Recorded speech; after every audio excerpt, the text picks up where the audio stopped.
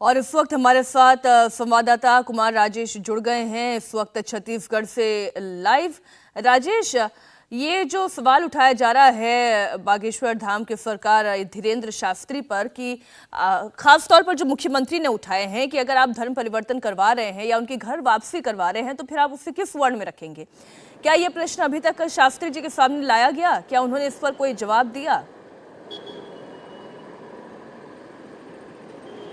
देखिए, रविवार को श्री राम कथा थी पंडित धीरेन्द्र शास्त्री की, और जिस महिला का धर्म परिवर्तन करवाया गया था, जो पहले मुस्लिम धर्म में थी, बाद में हिंदू धर्म उसने स्वीकार किया था पंडित धीरेन्द्र शास्त्री के सामने, उसी को लेकर मुख्यमंत्री भूपेश बघेल ने सवाल पूछा था कि आखिर वो कौन से वर्ण में, कौन से जाति में जाएगी। तो वो महिला कल फिर आई थी पंडित धीरेन्द्र शास्त्री के पास, उनके मंच पे उन्होंने उस महिला ने राखी बांधी। उसके बाद पंडित धीरेन्द्र शास्त्री ने उसका नामांकन किया और कहा कि इसका नाम आज से शुभी दासी रहेगा और इसकी कोई भी जाति नहीं रहेगी। तो एक तरीके से जवाब देने की कोशिश की, उन्होंने कहा कि इसकी ये जनाब फूल की खेती करके 1 एकड़ में 1 साल के 30 लाख तक कमा रहे हैं। आपको भी ये करना है तो फ्रीडम ऐप को अभी डाउनलोड कीजिए। कोई भी जाति नहीं रहेगी, ये सनातनी रहेगी, ये हिंदू रहेगी, ये इसको जाति में बांटने की कोशिश कोई न करे। तो भूपेश बघेल के सवाल का जवाब जो है पंडित धीरेन्द्र शास्त्री ने अपने मन से दिया। उस महिला को बुलवाया, उससे राखी बंधवाई, उसके भाई बने और साथ में नामांकन करके ये बात साफ कर दिया कि जाति में न बांधें हिंदुओं को, या जो महिला थी उसको न बांधे, ये कोशिश की जाए। ये बात भी उन्होंने मंच से कही और ये भी उन्होंने मंच से कहा कि जो भी सनातनी है, जो भी हिंदू हैं, वो अपने आप को जातियों में न बांटे। तो एक तरीके से भूपेश बघेल जो बात कर रहे थे, उन्हीं के राज्य में, उनके राज्य के राजधानी में धीरेन्द्र शास्त्री ने जवाब दिया है और बताया है कि कोई भी जाति इस महिला की नहीं रहेगी। और जो भी धर्म परिवर्तन कर रहे हैं, या पंडित धीरेन्द्र शास्त्री के शब्दों में कहें तो वो घर वापसी करवा रहे हैं, और घर जिनकी भी घर वापसी वो करवा रहे हैं, उनकी कोई भी जाति जो है वो तय नहीं करेंगे, उनको सनातनी रखेंगे। जी, बहुत शुक्रिया कुमार राजेश पूरी जानकारी के लिए आपका। अगली खबर, एक तरफ बाबा पर बवाल है तो दूसरी तरफ रामचरितमानस पर एक बार फिर सियासी संग्राम छिड़ा हुआ है। इस बार यह विवाद उत्तर प्रदेश में समाजवादी पार्टी के नेता स्वामी प्रसाद मौर्य ने शुरू किया है। मौर्य ने रामचरितमानस की कुछ चौपाइयों पर सवाल खड़े करते हुए उस पर प्रतिबंध लगाने की मांग कर दी है। स्वामी प्रसाद मौर्य के बयान से संत समाज नाराज है तो बीजेपी ने स्वामी प्रसाद मौर्य से माफी मांगने को कहा है। हालांकि समाजवादी पार्टी ने पूरे विवाद से खुद को अलग कर लिया है और इसे मौर्य का निजी बयान बताया है। पहले आपको सुनाते हैं स्वामी प्रसाद मौर्य ने रामचरितमानस के बारे में क्या कहा। बाबा तुलसीदास जी की रामायण में कई ऐसे मौके आए हैं जहां पर वर्ग जाति विशेष के लोगों को अपमानित किया गया है, ऐसे शब्दों का प्रयोग किया गया है जिससे बड़े पैमाने पर उनकी भावनाएं आहत होती हैं। कहीं जात से शब्दों का प्रयोग किया गया है। आखिर बाबा तुलसीदास जी को ये किसने अधिकार दिया? जब तुलसीदास जी ने रामायण लिखी तो उस समय फार्मूला था नारी शूद्रो न धीयताम, स्त्रियों और शूद्रों को पढ़ने लिखने का अधिकार नहीं दिया गया।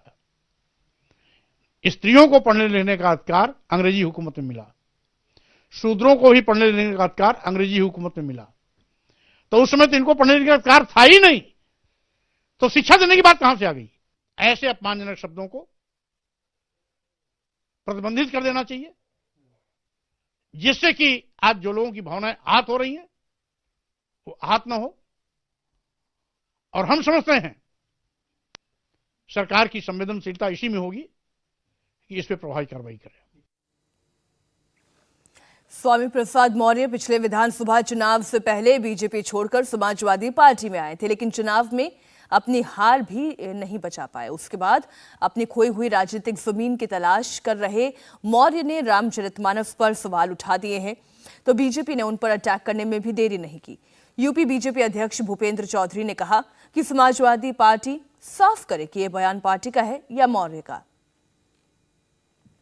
इस तरह का बयान कोई विक्षिप्त आदमी ही दे सकता है, और इस समाजवादी पार्टी को तय करना कि उनका बयान है या पार्टी का बयान है। लेकिन समाजवादी पार्टी का जो इतिहास रहा है उस इतिहास में हमेशा उन्होंने हमारे धार्मिक उत्सवों पर, धार्मिक पर्वों पर प्रतिबंध लगाने का काम किया है। चाहे कांवड़ यात्रा हो, कांवड़ यात्रा को प्रतिबंध करने का काम, डीजे को प्रतिबंध करने का काम समाजवादी पार्टी की तत्कालीन सरकारों ने किया है। लेकिन मैं निश्चित रूप से कहूँगा, स्वामी प्रसाद मौर्य जी को इस तरह से बयान नहीं देना चाहिए और उन्हें इस बयान के लिए माफ़ी मांगनी चाहिए। रामचरितमानस की एक एक चौपाई 500 वर्षों के बाद भी सार्थक है और आज भी समाज के हर वर्ग, हर व्यक्ति आज भी तुलसीदास जी की चौपाई को आज महसूस करता है कि आज हमारे बीच में कहीं ना कहीं ये सब घटनाएं घटित हो रही हैं। तो वो स्वामी प्रसाद मौर्य जी ने जो बयान दिया है वो डिप्रेशन में दिया है, क्योंकि वो राजनीति में जो जब से वो चुनाव हारे हैं वो जनता ने उनको नकारा है, तब से वो बहुत ही जो है दुखी है और अपने को चर्चा में लाने के लिए उन्होंने इस तरह का बयान दिया। संत समाज भी बार बार रामचरितमानस पर सवाल उठाए जाने से आहत है। अयोध्या के राम मंदिर के मुख्य पुजारी महंत फतेंद्र दास ने मौर्य की समझ पर सवाल उठाए तो तपस्वी छावनी के परमहंस आचार्य ने मौर्य को शास्त्रार्थ की चुनौती दे डाली। जहाँ पर जो भी चौपाई है उसका पूरा प्रसंग लेना चाहिए, तभी पता चलेगा ये चौपाई किसने कहा, ये किस उद्देश्य से कहा गया, किस परिप्रेक्ष्य में रहा, या बिना जाने इस प्रकार से जो उसका प्रतिबंध लगाने की घोषणा ये स्वामी प्रसाद मौर्य जी ने किया है वो बिल्कुल गलत है, क्योंकि उनको इसका ज्ञान ही नहीं कि रामायण क्या है। रामायण जन के नायक भगवान राम का चरित्र है। जिस तरह से सपा नेता स्वामी प्रसाद मौर्य ने बयान दिया है रामचरितमानस को लेकर के, अयोध्या से मैं तपस्वी छावनी पीठाधीश्वर जगत गुरु परमहंस आचार्य उनको शास्त्रार्थ के लिए चुनौती देता हूं। मैं चैलेंज करता हूं कि वो रामचरितमानस की एक भी चौपाई शुद्ध बोल नहीं पाएंगे। जब जो व्यक्ति एक हिंदी की शुद्ध चौपाई नहीं बोल सकता है वो अर्थ क्या करेगा। इस तरह की राजनीति जो कर रहे हैं लोग, जहर घोल रहे हैं समाज में, ऐसा नहीं करना चाहिए। अब सवाल यह है कि आखिर 2024 से पहले बार बार रामचरितमानस पर सवाल उठाया क्यों जा रहा है। क्या इसके पीछे वोट पाने की कोई सोची समझी रणनीति है? इसे स्वामी प्रसाद मौर्य और बिहार के मंत्री चंद्रशेखर यादव के बयानों को देखेंगे तो कुछ हद तक साफ होगा। चंद्रशेखर यादव ने कुछ दिन पहले रामचरितमानस को नफरत फैलाने वाला ग्रंथ करार दिया था। उन्होंने इसकी तुलना मनुस्मृति और गोलवलकर के बंच ऑफ थॉट से की थी। सुनिए चंद्रशेखर ने रामचरितमानस के बारे में क्या कहा था। आज से करीब 7 साल पहले 15वीं 16वीं सदी में रामचरितमानस लिखा गया। तुलसीदास जी ने लिखा रामचरितमानस। उसके उत्तरकांड में कितनी बात कही गई? पूजिए विप्र शील गुण होना, पूजिए न शूद्र गुण ज्ञान परवीना। अगर ये विचारधारा चलेगा तो भारत को ताकतवर बनाने का सपना पूरा नहीं हो सकता है। पूजिए विप्र शील गुण हीना, अब पूजिए न शूद्र गुण ज्ञान परवीना। अगर ज्ञान से परवीन भी बाबा भीमराव अंबेडकर है तो वह पूजने नहीं है। यह शिक्षा हमारा एक शास्त्र देता है। ये जनाब फूल की खेती करके 1 एकड़ में 1 साल के 30 लाख तक कमा रहे हैं।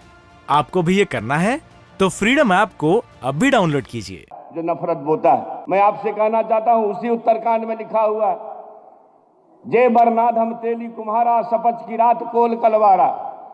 जय बरनाधम, बरन में अधम कौन कौन लोग है? जय बरनाधम तेली कुम्हारा सपच की रात कोल कलवारा। उत्तरकांड में जो ये लिखा गया कि बरन में अधम कौन कौन लोग हैं, तेली, कुम्हार, कहार, कोल, कलवार, आदिवासी, दलित वगैरह वगैरह। और फिर उसी में आगे लिखा है, अधम जाति में विद्या पाए भयहु जथा ही दूध पिलाए। यानी कि अधम जाति में नीच जाति के लोग विद्या पा करके जहरीला हो जाते हैं। कैसा? जैसा कि दूध पीने के बाद सांप हो जाता है।